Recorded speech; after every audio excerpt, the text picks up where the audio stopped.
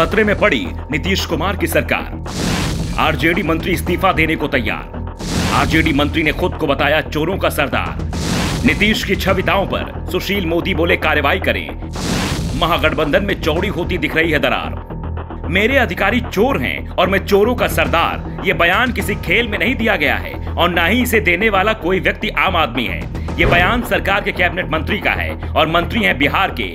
1 महीना भी नहीं हुआ है मंत्री बने, लेकिन अब खुद को चोरों का सरदार बता रहे हैं। चारा चोरी के मामले में जेल की सजा काट चुके लालू यादव के बेहद करीबी हैं। खुद को चोरों का सरदार बताने वाले ये मंत्री और नीतीश कुमार की बेबसी देखिए। और नीतीश कुमार की बेबसी तो देखिए, लालू की करीबी के चलते वो मंत्री पर कोई कार्रवाई नहीं कर पा रहे हैं। नसीहत देने की कोशिश कर रहे हैं कि इस तरह से ना बोलिए, सरकार की छवि खराब होती है, कम से कम मेरे बारे में तो ख्याल कर लें। मेरी छवि बिगाड़ने का बीजेपी को मौका मिलता है। नीतीश की चिंता है इस समय बिहार में नहीं बल्कि पूरे देश में अपनी छवि चमकाने की, जिससे वो पीएम पद पर अपनी दावेदारी को और मजबूत कर सकें। लेकिन उनकी ही सरकार के मंत्रियों के कारनामे ऐसे हैं कि नीतीश, जिनकी छवि एक अवसरवादी नेता की बन गई है, अब एक कमजोर सीएम की छवि बनती दिख रही है, जिसे लेकर नीतीश कुमार परेशानी में घिरते हुए दिखाई दे रहे हैं। वैसे नीतीश कुमार की परेशानी नई नहीं है।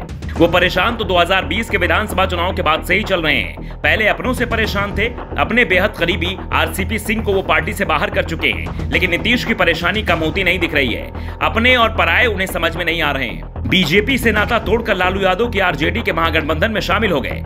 दावा किया कि पिछड़ों का महामोर्चा बनाएंगे, सामाजिक बदलाव करेंगे, लेकिन आरजेडी का साथ नीतीश कुमार को बहुत ही भारी पड़ रहा है। बीजेपी जंगलराज रिटर्न्स के नाम पर नीतीश कुमार को घेर रही है, तो आरजेडी नेता लगातार नीतीश कुमार पर दबाव बना रहे हैं। थाने में घुसकर पुलिस अधिकारियों को धमकाने का मामला हो या फिर अधिकारियों पर दबाव बनाने का, आरजेडी को जहां मौका मिल रहा है वहां ये साबित करने की कोशिश में जुटे हैं कि सीएम भले ही नीतीश हैं, लेकिन ये सरकार आरजेडी की है, जेडीयू की नहीं। नीतीश कोई भी फैसला आरजेडी के मर्जी के बिना नहीं ले सकते और आरजेडी जो चाहे वो कर सकती है। नीतीश सीएम भी तभी तक हैं जब तक आरजेडी की इच्छा है। जब लालू यादव चाहेंगे, नीतीश कुमार सीएम के पूर्व सीएम बन जाएंगे।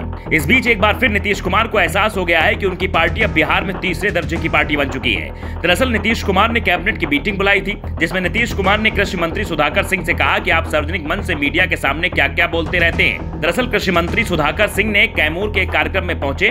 कार्यक्रम में बड़ी संख्या में किसान मौजूद थे। मंच से किसानों से बात करते हुए सुधाकर सिंह ने कहा कि उनके विभाग में कर्मचारी और अधिकारी भ्रष्ट हैं, वो लोग चोर हैं और मैं उन चोरों का सरदार हूं। सुधाकर सिंह के बयान को लेकर बीजेपी ने नीतीश कुमार को घेर लिया और सवाल किए कि जब एक मंत्री ही अपनी सरकार को भ्रष्ट बता रहा है, ऐसे में बिहार की दशा कोई भी समझ सकता है। सुधाकर सिंह 2013 में चावल घोटाले के भी आरोपी हैं और उनके खिलाफ एफआईआर भी दर्ज है। ऐसे में सुधाकर सिंह के बयान को लेकर नीतीश कुमार मुश्किल में दिखाई दे रहे हैं। और जब कैबिनेट मीटिंग में नीतीश ने सुधाकर सिंह से कहा कि वो इस तरह की बातें ना करें, तो कृषि मंत्री कैबिनेट मीटिंग में ही उखड़ गए। उन्होंने नीतीश कुमार से कहा कि मेरे बयान में क्या गलत था, मैंने जो कहा वो सच ही कहा है और अगर सीएम को ये पसंद नहीं है तो मैं अपना इस्तीफा भिजवा दूंगा। सुधाकर सिंह के इस्तीफे की पेशकश से नीतीश कुमार भी सख्ते में आ गए। बाद में जब सुधाकर सिंह से सवाल किया गया तो उन्होंने इस तरह की किसी भी घटना से इंकार कर दिया, लेकिन उन्होंने अपने बयान को भी वापस लेने से मना कर दिया।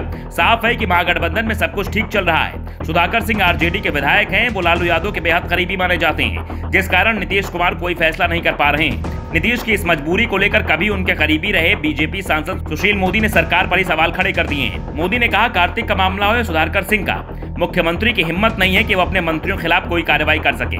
बिहार में ये पहली बार हुआ है कि जब कैबिनेट में कोई मंत्री सीएम को खुली चुनौती दे रहा हो और सीएम बेबसी का इजहार करते दिख रहे हैं। अब ये देखना होगा कि ऐसे लोगों के खिलाफ मुख्यमंत्री नीतीश कुमार कुछ कार्रवाई करेंगे या फिर शांत ही बैठे रहेंगे। संकेत साफ जा रहे हैं कि नीतीश लालू के दबाव में काम कर रहे हैं। Bureau report, the Navdarpan news.